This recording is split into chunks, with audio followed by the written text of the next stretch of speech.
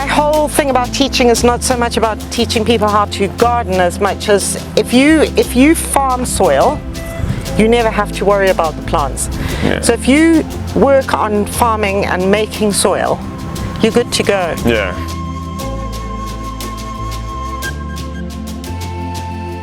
So Max and I did several trials on composting. We did the Johnson Sue method, we did the old school method, we did a whole lot. Yeah. And we now do this because my whole thing is try and get the organic matter into the soil right now and let the soil take care of it. Yeah. You know, so work smart, not hard. Basically, yes. Get it to a certain point, yep. and then let the microbes and everything else take over. Yeah, 100%. So there is a lot of leaves around here. We do not generally use leaves in our compost because all you're doing when, one, they go leathery and they take forever to break down, but two, you're killing all the good mycelium that is growing on the leaves. So we don't generally use many leaves. At the moment, we had a guy coming in, so we were teaching them, and we had a huge lack of dry material. So it was just, we use a lot of banana. Okay. A lot of banana. This might be, they've watered it this morning. Yeah. Yeah, I see the banana leaf here. Yeah. Let's just see if we can find a newer pile. I think maybe those are newer.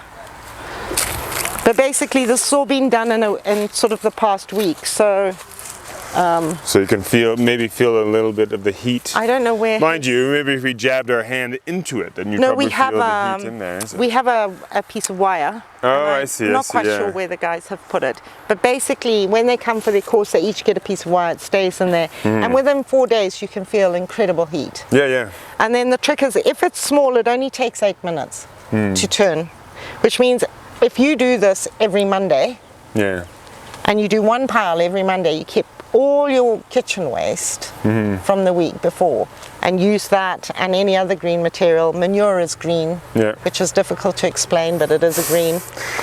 And you use that and you make your one pile. Before you know it, you're going to have so much compost you don't actually know what to do with yourself. Yeah. But you're talking about the leaves being leathery, which is understandable if you're using something like the Ozaroa, which itself is really a tough leaf. It takes a long time to break down. So what we tell people to do is make a pile, run the mower over it, and chop it into mulch and mulch with it. Yeah. You know, you can mulch your whole lawn for free, but everybody sweeps up all the leaves and burns. And then they burn them, which is also jolly criminal actually, because it's like free food for your garden and they're throwing it away. Yeah. So it's just teaching.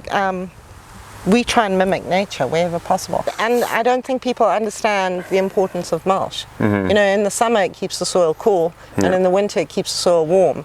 So it's like a little blankie.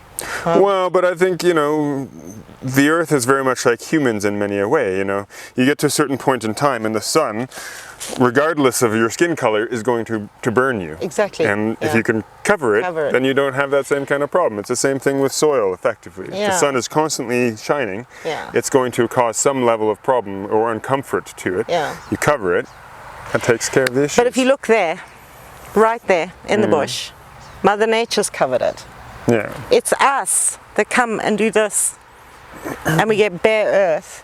So what does she do? She sends along 101 weeds to try and cover the soil.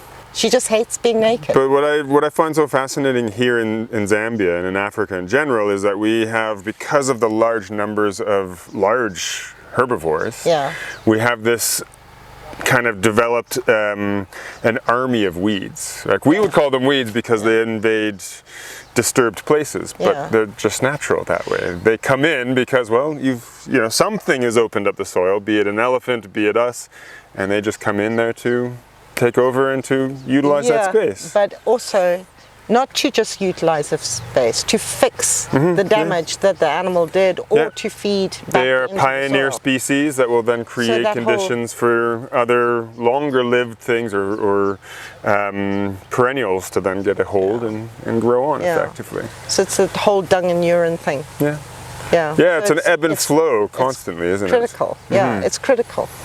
So it's very interesting.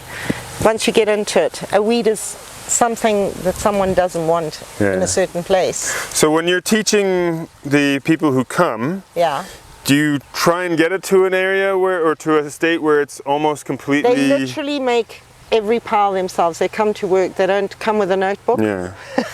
They don't have any of that. Learn by experience. They literally make, all of them make their own piles, and then they come back on the turning days and they turn their piles. And then at the end of the day they're done. And in between that we teach how to plant trees properly, how to dig beds properly, what our soil is lacking in this area, how to treat it. We use things like gypsum and that sort of thing.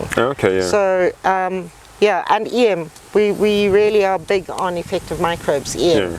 Are you making your own, or are you buying it? We were making our own, but it's just too much of a, it's too much. An extra level on top of everything else. Well, it is. So now we actually buy it in. It's super cheap, and we try and get everybody using it. So you can actually clean your house with it. You can drink it. The baby Ellies, we've got them using it there. Horses, people feed it to their horses. So it's a really good thing. But it has to be balanced. It's not it's not going to fix all your problems. You know, it's a balance. Everything is a balance. Well, it's always kind of amazing to think that, you know, something a pile like that, which most people would burn, can turn into this. It's going to be soil.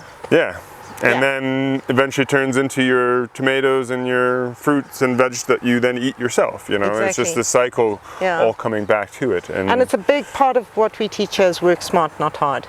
That's why we do mini piles. Because when you're turning a massive pile of compost, it's a lot of work. And then it doesn't get done. And there's areas that won't be turned properly, or and has much greater chance for it to go kind of rancid. Where all of a sudden... And there's only two reasons compost doesn't work. It's either too wet or too dry. That's it. You know, it's just too wet or too dry. So it's so simple, but people tend to overthink everything. And it's just, everything is, mimic nature. Mimic nature, that's the best advice no matter what. How can people get in touch with you if they want their gardeners to come and learn? Or anybody who might see this and then is interested, how would people be able to get in touch with you? So we've got social media pages. You can send us a message, the Nursery On Chifwema, Instagram and Facebook. And people who come here, they can ask and their name goes there. It's a horrible waiting list. We have about 200 and something people on a waiting list. So we're going to change it up this year, and we're going to just do composting, and then we're going to do just bed preparation, because for me it's about the composting. If we teach people that they need to farm their soil and not the plant, get over the growing of the plant and focus on the soil, we're on to such a winner.